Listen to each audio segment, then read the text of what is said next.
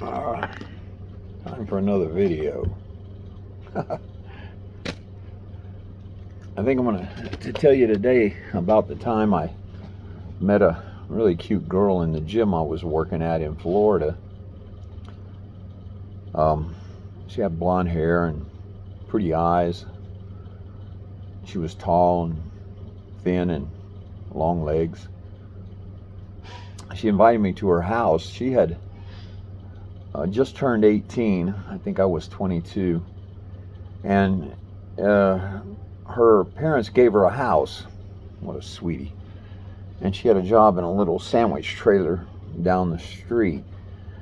And I would go see her down there, and she would give me free sandwiches and things. But anyway, I went home with her, and we were sitting there talking, and we started kissing and that kind of thing. It was really sweet, and I really liked this girl. And she appeared to really like me. And for some reason we decided to lay down on the floor and, rolling around, playing, wrestling, and I don't know what. And all of a sudden, I look up. We hear something at the door, and we look up, and here comes the trio led by John Anglin. And again, I didn't recognize them as these guys at that time, but after I've looked at a lot of pictures of these guys on the internet, I can vividly see that face with that long jaw of his. I can't forget it. And then the other guys right behind him, and they've walked in on me before. They walked in on me at work. I got to tell you that story, where they forced their way into the burger place I was working in. Maybe I'll tell it to you now. But anyway, with the girl, I just rapidly, because I really liked this girl, I told her, "Do you know those guys?" She goes, "No," and I jumped up and attacked. And I'm screaming at them, "Get out of here!" And I'm thinking every cuss word I can and swinging and doing a bunch of things. They backed out, and I closed the door and locked it. So we sat back down or whatever and started talking, and you could see like a little head pop up and go back down in the window. Pop up over here and go back down. And this was typical of these guys. They did it to me a lot of times in a lot of different places. And she said, "I'm going to close the curtain." I said, "Yeah, go ahead." Because I went out there and looked out the window, and the window was closed. But these guys were really good at hiding. She closed the curtains, and then we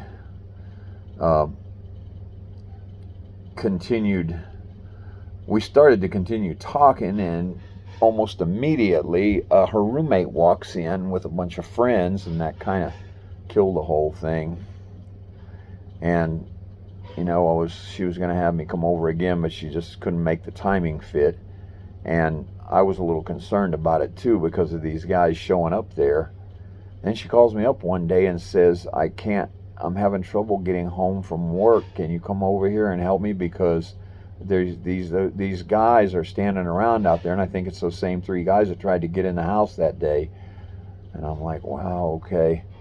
And it's another one of those stories where I probably didn't make it on time or whatever. I can't remember what happened, but I know I just lost contact with her.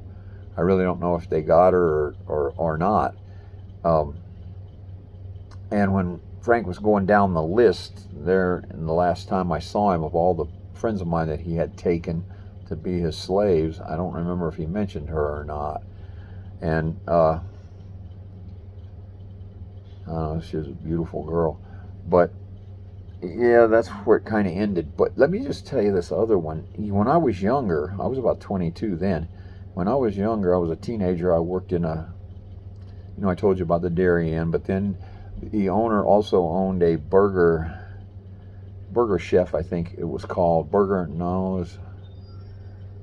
Whatever, the old-fashioned burger, and they would put barbecue sauce on the burgers. They were really good. And I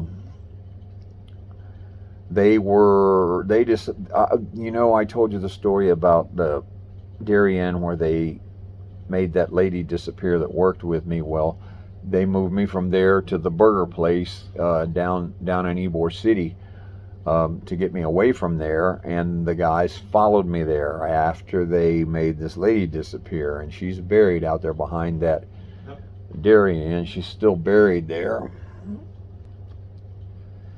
And I would be there waiting on customers, and I would look out, and there's John Anglin standing there smoking a cigarette or whatever and looking at me. And then every once in a while I'd see Clarence over there, again not recognizing them and not recognizing that they were the same people I'd seen before. But I would shut these things out too, you know, to keep them from being too traumatic. I was just a teenager. But I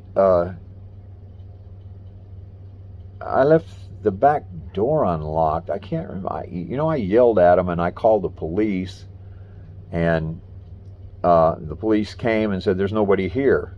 I mean, these guys really were good at this. They knew all the escape routes, and they had, they would have one of them or two would be somewhere checking the escape routes and the entry routes where they more or less knew the cops were going to come in at, and they would all disappear, and they had their places to go where they could hide while the cops were there, and they could see the cops when they left. As soon as they left, I would look up, and there's standing John Anglin standing there again. And this day I didn't have my gun with me, and I'm thinking,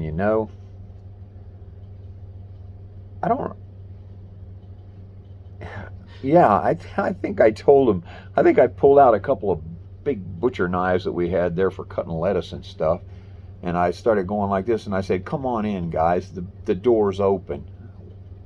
Pretty stupid, but I don't know if that's what I did or if they just come walking in. I can't remember, but I remember there's a very small hallway that went from outside of this place into the area where we cooked the burgers at, and two people could barely pass each other in there. And they came in, John Anglin first, Clarence behind him, and Frank behind him. And I came in with the knives, and Frank said, go get him. John said he's got knives, and Frank said he ain't gonna use them knives. Go get him. And at that time in my life, probably wasn't gonna use those knives, but don't mess with me now.